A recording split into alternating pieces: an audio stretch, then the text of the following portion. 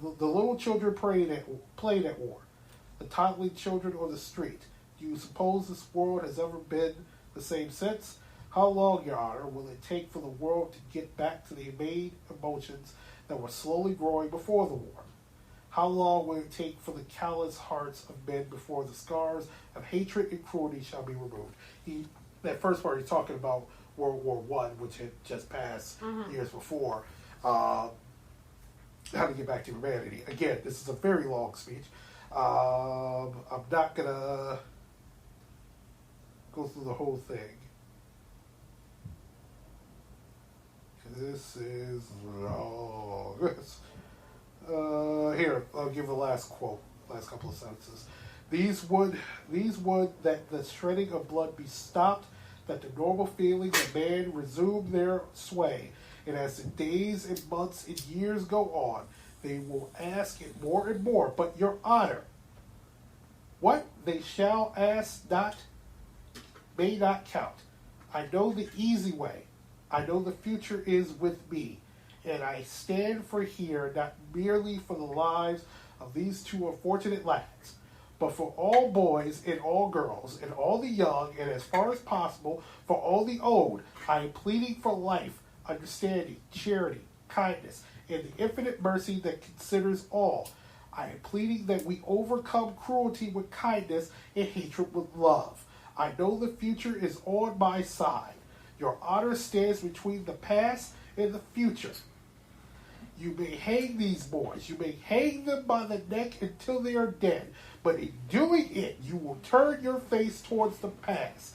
In doing it, you're making it harder for every other boy who, in ignorance and darkness, must grope his way through the mazes which only childhood knows.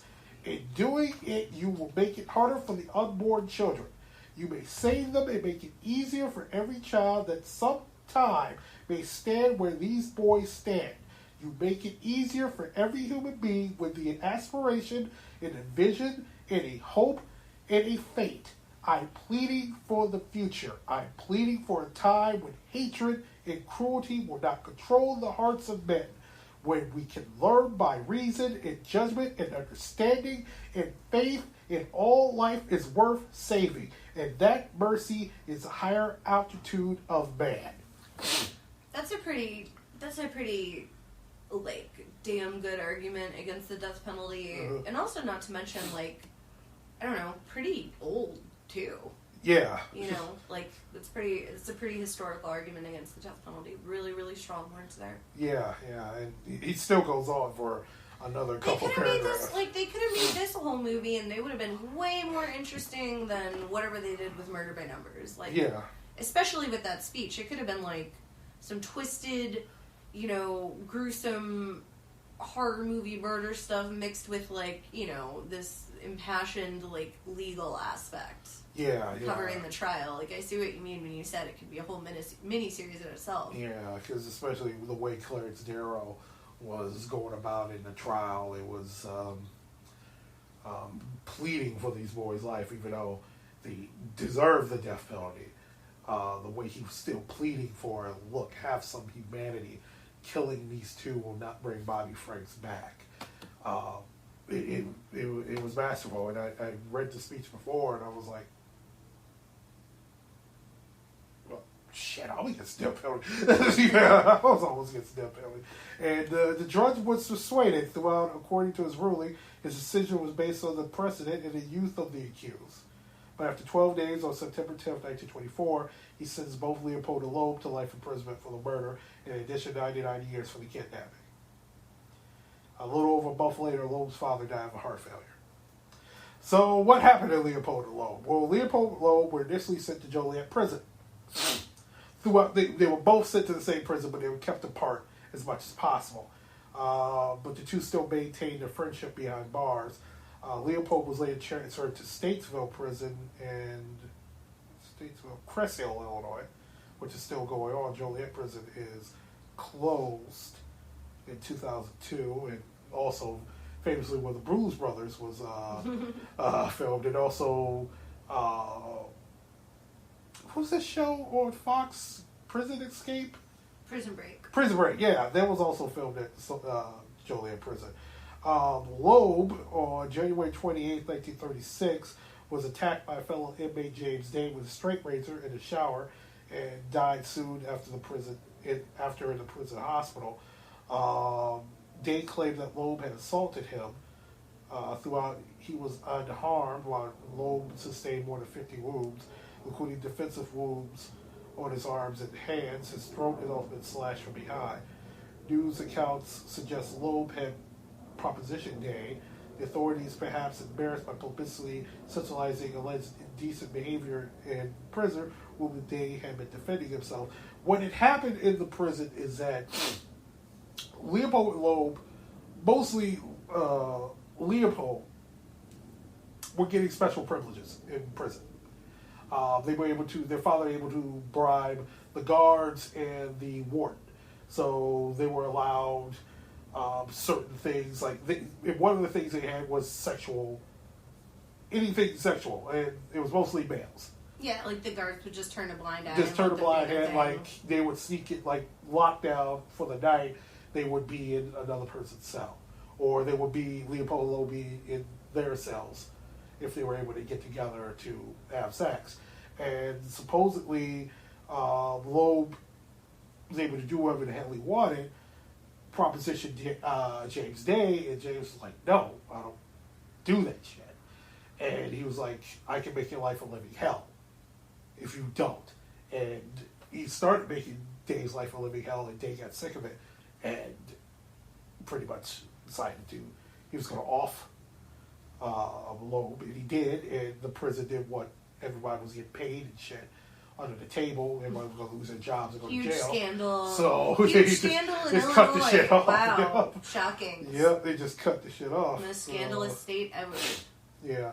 Even though there was no evidence that Loeb was a sexual predator in prison, he wasn't a sexual predator, but he was getting his way in prison. Day was later caught at least once in a sexual act with a fellow inmate. Leopold's life in prison went a little differently. He suffered from depression. Oh, I don't care. But he was a model prisoner and made significant contributions to improving conditions in Stateville Penitentiary. These include reorganizing the prison library, revamping the schooling system, and teaching its students, and volunteer work in the prison hospital. In 1944, Leopold volunteered for the Stateville Penitentiary malaria study, where he was deliberately infected with malaria pathogens and is subjected to experimental malaria treatments.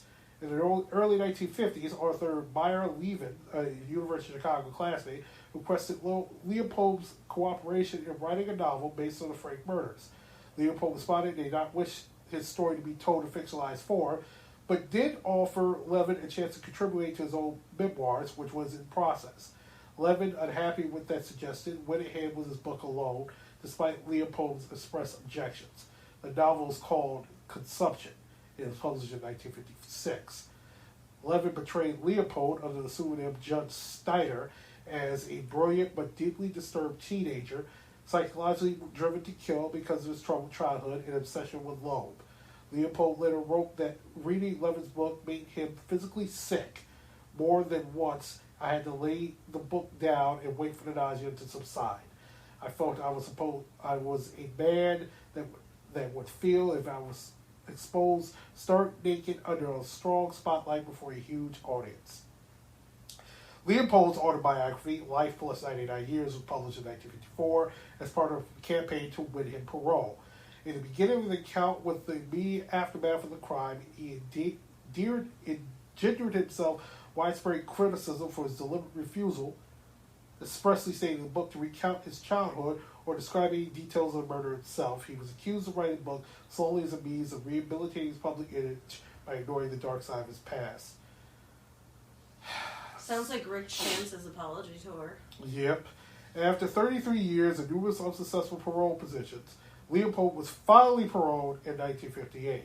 In April, he attempted to set up the Leopold Foundation to be funded by royalties from Life Plus 99 Years to aid emotionally disturbed, retarded, and delinquent youths.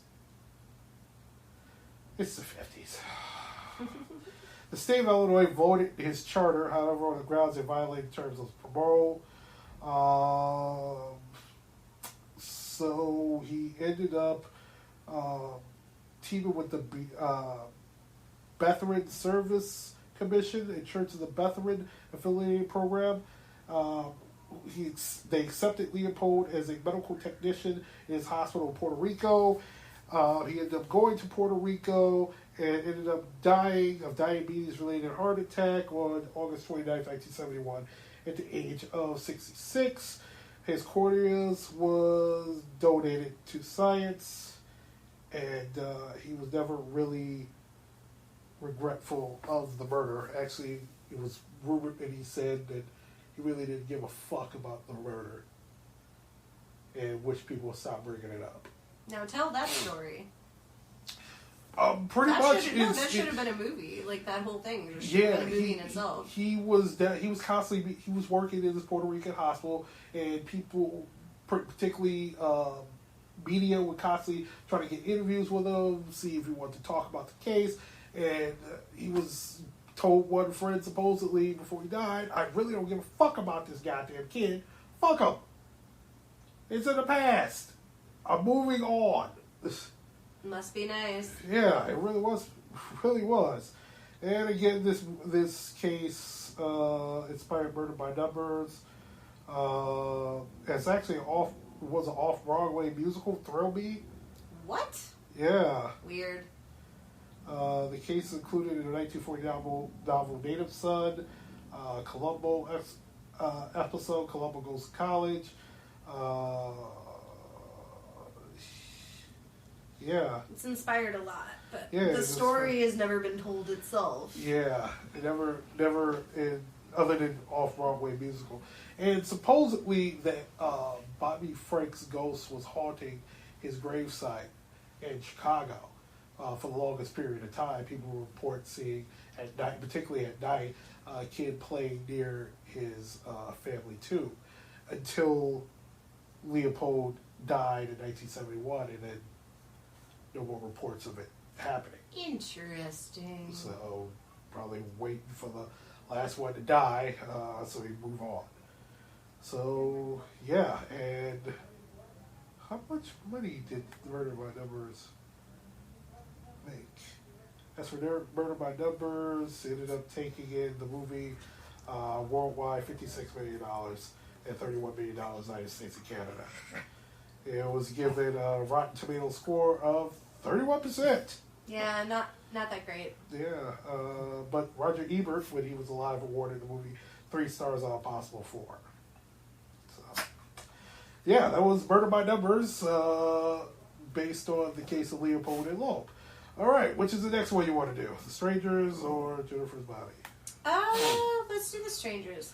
Okay, all right, saving Jennifer's Body for last. Good call. All right, another movie that's supposedly based on a true story. It's called The Strangers. It was a 2008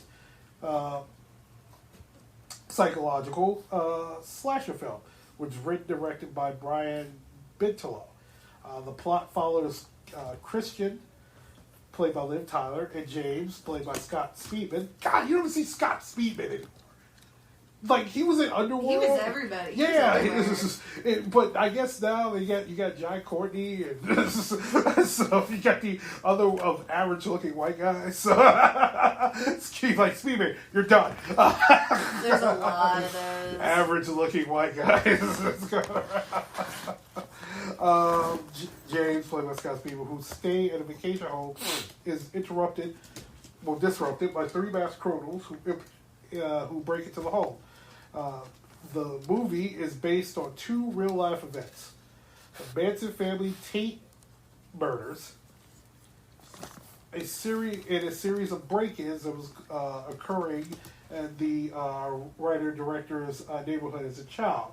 Even though some journalists noted similarities between the film and the Kenny Cabin murders, which happened in Kenny, California in 1981. We're not going to get into the Kenny Cabin murders because that's an episode all to itself, which probably we're going to do early next year, because that's a very long and very fascinating unsolved murder. So, but what we're going to do is we're